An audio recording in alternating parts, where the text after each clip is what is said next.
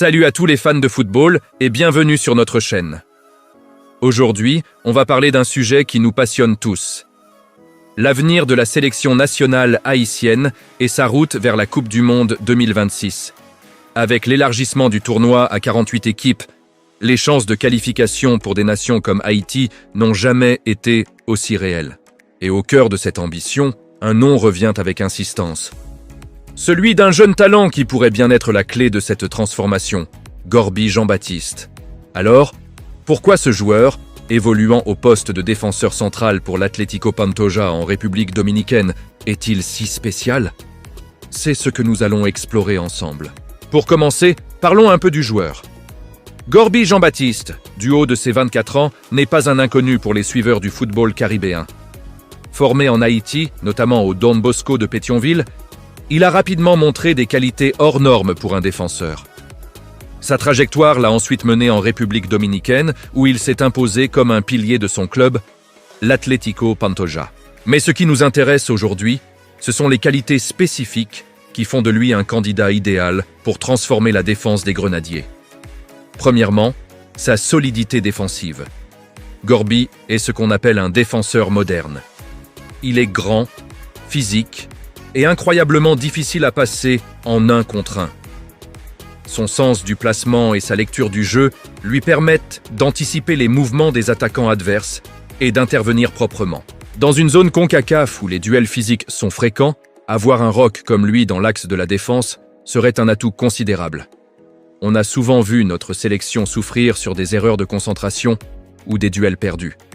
L'arrivée d'un joueur avec une telle constance et une telle rigueur apporterait une sérénité nouvelle à toute la ligne arrière.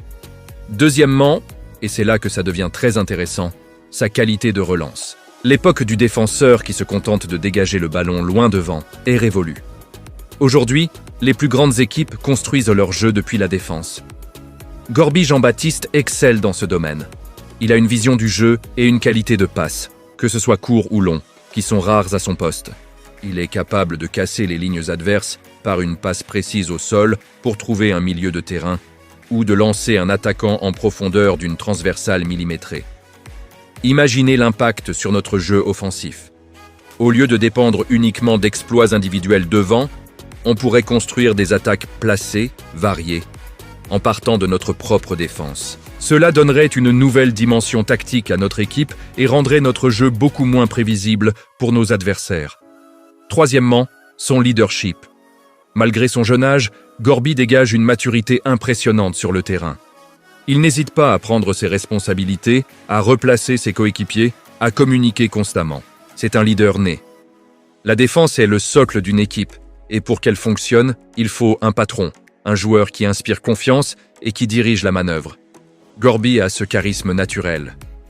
En l'intégrant dans l'axe de la défense, on ne gagne pas seulement un bon joueur, on gagne un potentiel futur capitaine, un relais pour le sélectionneur sur le terrain, capable de maintenir l'organisation et la concentration de l'équipe pendant 90 minutes. Ce manque de leadership dans les moments cruciaux nous a parfois coûté cher par le passé.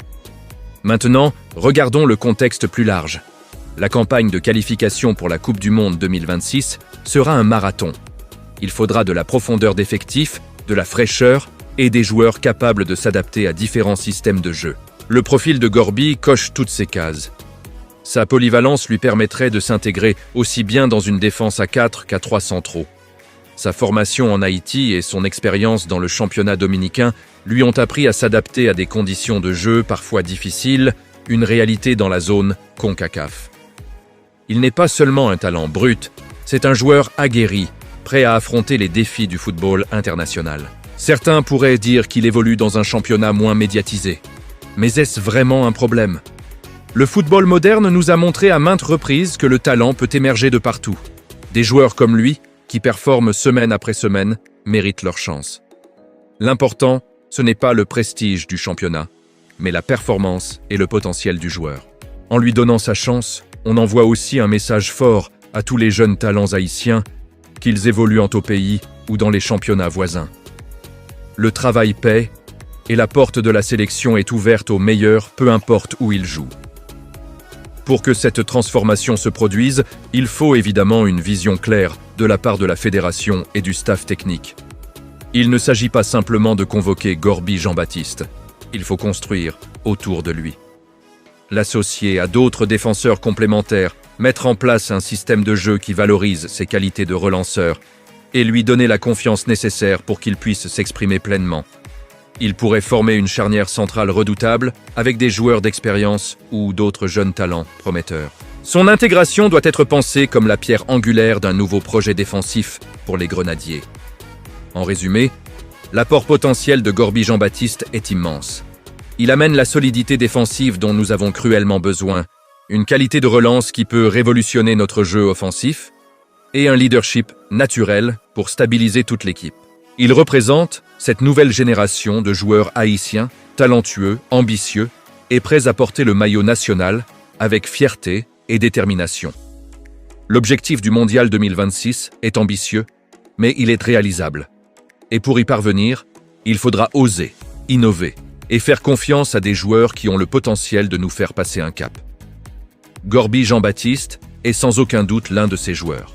Son heure est peut-être venue de briller sous le maillot bleu et rouge et de mener Haïti vers son rêve de Coupe du Monde.